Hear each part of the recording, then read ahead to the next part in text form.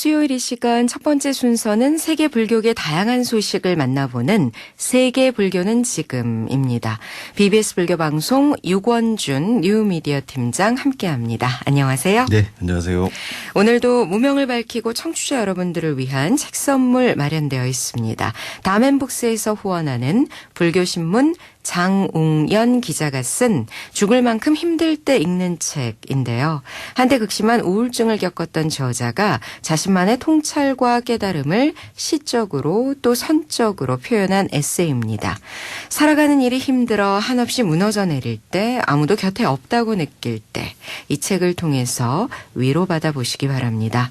장웅영 작가의 죽을 만큼 힘들 때 읽는 책 함께 보길 원하시는 분들은요. 지금 샵 2842로 문자 메시지 보내서 신청해 주시거나 BBS 불교방송 모바일 어플리케이션으로 신청 남겨주시기 바랍니다. 자, 유 팀장님 네. 오늘 어떤 소식 준비하셨나요? 예, 오늘은 일본 불교 소식 하나 전해드리려고 하는데요. 일본에서 몇 해 전부터 미래의 주지학원이라는 그 교육 프로그램이 인기를 모은다는 이런 소식이 간간히 들려왔었습니다. 네. 뭐 간단히 요약하자면은 전통적인 사찰 운영 방식에다가 현대 경영학적인 관점을 도입을 해서 사찰을 좀 잘 운영할 수 있는 방법들을 이제 알려주는 이런 교육 프로그램이라고 할 수 있는데요. 근데 이제 그 올해부터는 또 재미난 또 이런 과정들이 그 안에 또 들어가더라고요. 그래서 뭐 사찰의 시주나 보시 이런 것들을 인터넷으로 좀 이렇게 모금할 수 있는 크라우드 펀딩이라는 기법에 대한 교육도 이루어지고 있고 네. 그래서 그 일본의 그 미래 주지 학원이라는 요 경영 프로그램을 좀 소개해 드리려고 합니다. 그러니까 그 주지가 주지 스님을 말씀하시는 네, 거죠. 예. 예. 참 일본은 우리가 갖고 있는 고정관념을 좀 깨는 네. 그런 경우를 종종 볼 수 있는데 네. 미래의 주지 학원 말 그대로 주지 스님들을 가르치는 곳이라는 뜻인가요? 네, 맞습니다. 궁금하네요. 네. 2012년도에 그 마츠모토라는 젊은 스님께서 이제 개설을 한 교육 과정인데요. 네. 이 마츠모토 스님은 도쿄대 철학과를 나온 인텔리입니다. 근데 철학과를 졸업을 하고 인도로 유학을 가서 특이하게도 MBA 과정을 이수를 하셨어요. 철학과 MBA요. 네, 네. 철학을 전공한 다음에 경영학 전문 석사 과정을 이수를 하시고 네. 그리고 이제 일본으로 돌아와서 이제 고민을 하시다가 이 사찰의 주지 스님들에게 꼭 필요한 교육이 뭘까를 고민하다가 이제 이 교육 과정을 이제 열게 됐다고 하고요. 교육 내용을 보면은 연 6회 정도의 강의와 토론식 수업을 통해서 이 교육을 하게 됩니다. 근데 이제 기본적으로는 경영학의 기초 이론부터 시작해서 개별 사찰들이 당면하고 있는 여러 문제들을 강의와 토론 그리고 발표 등을 통해서 이제 학습하는 것으로 이루어져 있고요.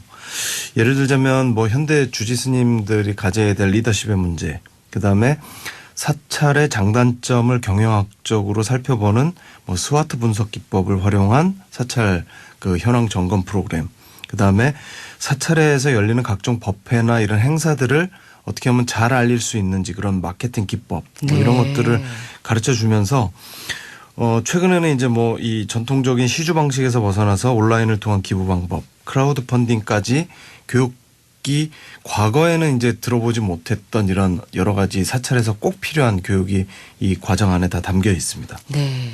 미래의 주지 학원이라는 이름보다 불교 경영학이라고 했으면 네. 어땠을까. 이 커리큘럼들이 상당히 탄탄한데요. 네.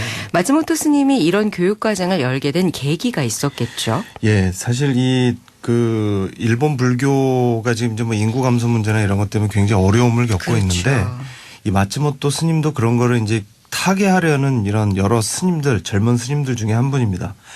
이 스님이 이제 언론과의 인터뷰에서 얘기한 걸 보면 도쿄대를 졸업한 이후에 사찰에서 포교 활동을 열심히 했다고 합니다. 근데 여러 가지 이유 때문에 이제 한계에 봉착하면서 그 이유가 뭘까 이런 고민을 했다고 합니다. 그래서 이제 이 스님께서는 대부분의 사찰이 불교의 가르침이나 사찰의 전통적인 운영 방식에 대한 이런 경험들은 있지만 사회 변화 흐름에 맞춘 현대적인 사찰 경영 방법론이 없는 게 아니냐 이런 이제 결론에 다다랐다고 하고요. 네. 그리고 이제 일본 불교가 놓인 뭐 인구 감소라든지 고령화 사회 도래, 그다음에 사찰 재정의 대부분을 감당해오던 단가 제도의 붕괴 등 이런 여러 가지 문제들에 따라서 사찰의 운영이나 경영 방식도 변해야 되는데 그렇지 못했다는 어떤 성찰이 이 배경에 있다고 합니다. 현실적으로는 그 필요성을 인정할 수 있는데요. 또 한편으로는 이런 우려도 있습니다. 너무 상업적이고 세속적으로 가지는 않을까 하는 부분이요. 예, 맞습니다.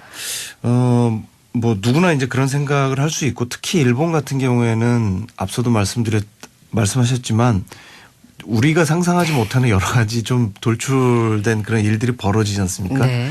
예전에 이제 뭐 스님을 이렇게 뭐 이렇게 대여해 갖고 이렇게 그 제사 때 이제 모셔다가 쓰는 온라인 예약 같은 거 네, 이런 거 네. 사실 저희는 상상할 수 없는 일인데 이 스님께서 그 일본 지역의 한 신문과 인터뷰한 걸 보면 경영학의 기법을 가르친다고 해서 경제적인 운영만을 가르치지는 않는다 이렇게 얘기를 합니다. 네. 그러면서 경영을 배우는 가장 중요한 이유는 사찰이 누구를 위해서 존재하고 어떤 가르침에서 시작해서 무엇을 목표로 어디로 가야 되는지를 고민하는 것이다.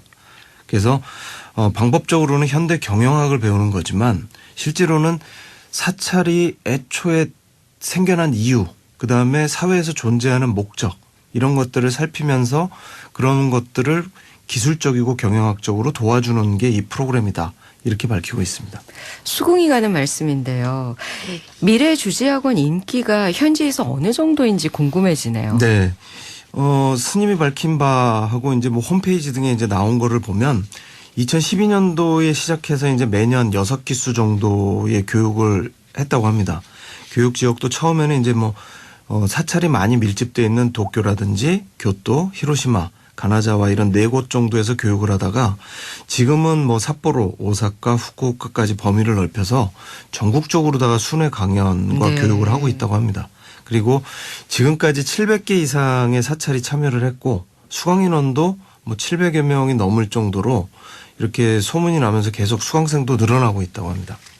뭐 현재까지는 그래도 괜찮게 네. 네, 많은 분들의 호응을 얻고 있는 상황인 것 같은데요. 네.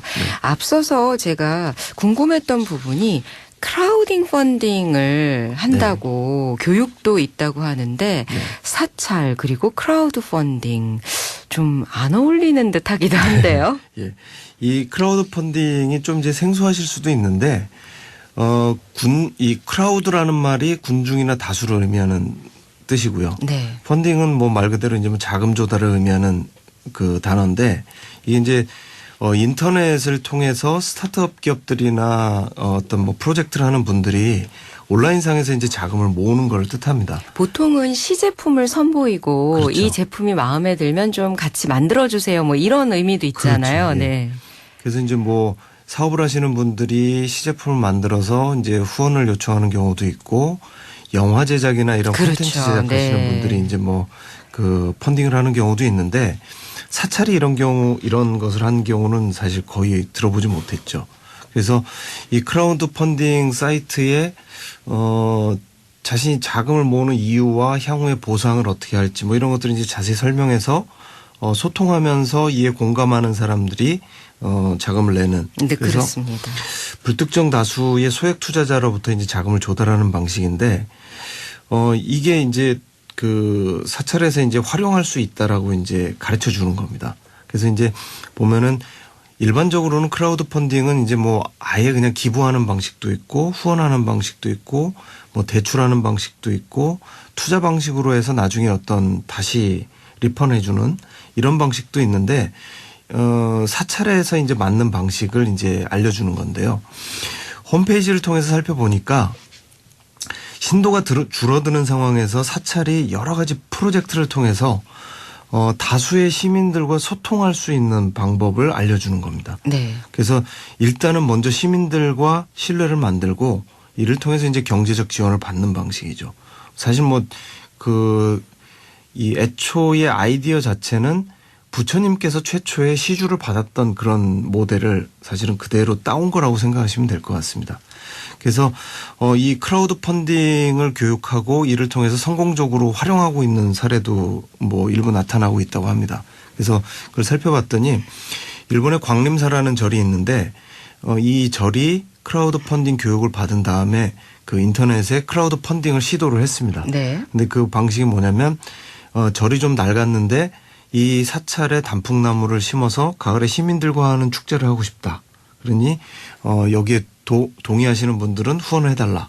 그래서 나중에 단풍 축제가 열리면 사찰은 기부자들을 초대하고 뭐 단풍 차도 제공하고 나중에는 이제 뭐 감사 편지도 보내드리고 사찰이 만든 여러 가지 사찰 음식도 이제 그 제공하는 이런 서비스를 하겠다고 해서 처음에 이제 3,000엔부터 뭐 15만 엔까지 이제 선택을 할 수 있게 해서 30만 엔을 목표로 해서 이 크라우드 펀딩을 했는데 네네. 최종 그 목표는 최종 결과는 83만 6천 엔이 모여서 목표 대비 300% 가까운 와. 그런 성과를 보였다고 합니다. 네. 그리고 난 다음에는 이 모금 결과를 통해서 이제 그 모금된 돈을 가지고 단풍나무를 직접 심고 단풍 축제를 아주 성공적으로 치르면서 후원자들과의 신뢰를 만들고 이를 통해서 또 다른 프로그램을 만들어서 사람들과 이제 소통하는 그래서 이 시민들과의 소통이 되면서 시민들을 사찰로 초대해서 아침마다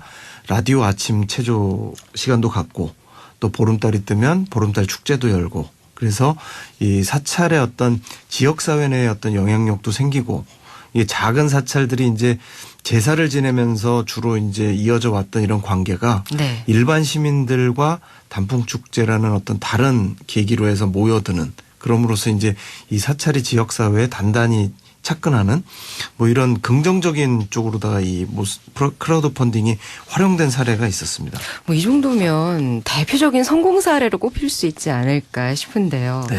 그럼 주지 학원을 다녔던 분들의 반응은 어떤지 궁금합니다. 네네.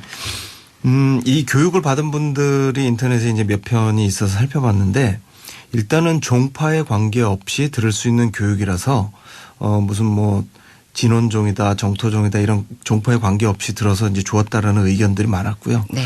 또 한 가지는 이 교육이 일방적인 그 강사에 의한 강의식 교육이 아니라 철저하게 토론식과 발표식으로 이루어지고 있더라고요.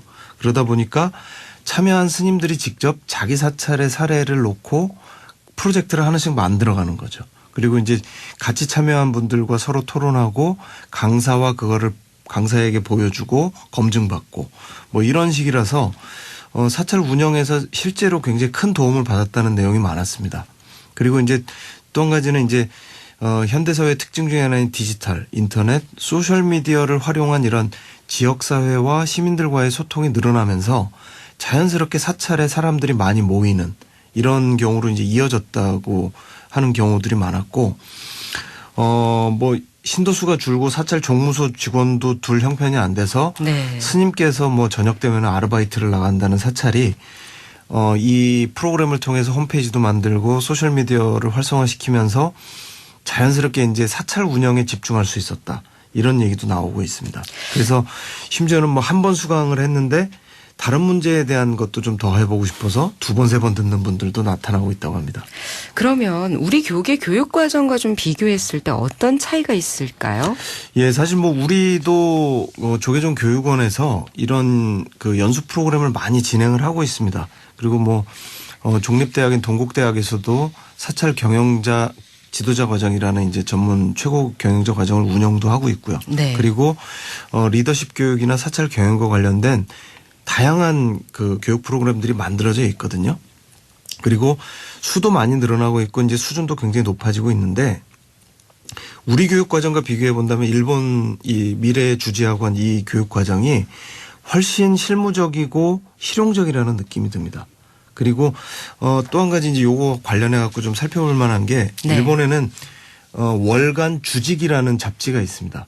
그러니까 주직이라는 말이 일본에서는 주지 스님을 주직이라고 하는데 그러니까 주지 스님들만을 대상으로 한 잡지가 있는 거죠. 여기서는 이제 주로 사찰 경영이라든지 사찰 건축, 불사 뭐 이런 아주 실무적인 정보들을 그 제공하는 이런 잡지인데 굉장히 실용적이네요. 네. 근데 이제 이런 것들과 비교해서 보면은 일본은 훨씬 예전부터 실용적인 교육이나 이런 것들이 많이 되어 왔고 우리도 기존에 이제 계속 교육 과정이 강화되고 있는 거에 조금 더 실용적이고 토론식 그다음에 직접 스님들이 참여해서 자기 사찰의 문제를 이 공간에서 좀 논의해보는 이런 좀 실무적인 교육 위주의 교육 프로그램이 된다면 이 미래의 주식학원 같은 이런 교육 프로그램이 우리나라에서도 잘 자리 잡을 것 같다는 생각이 듭니다. 그렇군요. 사실 늘 일본과 관련된 이런 정보를 소개해 주실 때마다 하는 말씀이 일본과 우리나라가 뭐 일정한 시간적 간격을 두고 좀 비슷한 경향이 나타나기 때문에 네. 현재 일본에서 어떤 일들이 일어나고 있고 어떤 경향을 보이고 있는지는 좀 잘 살피는 것이 우리의 미래를 또 예측해 볼 수 있는 그런 하나의 방편이 될 것 같습니다. 그런 의미에서 좀 눈여겨볼 부분이 많은 오늘 소식이 아니었나 싶네요. 사찰 경영법을 교육하는 일본의 미래의 주지학원이 인기를 얻고 있고 또 성공적인 사례도 만들어가고 있다는 소식 오늘 세계불교는 지금에서 전해드렸습니다.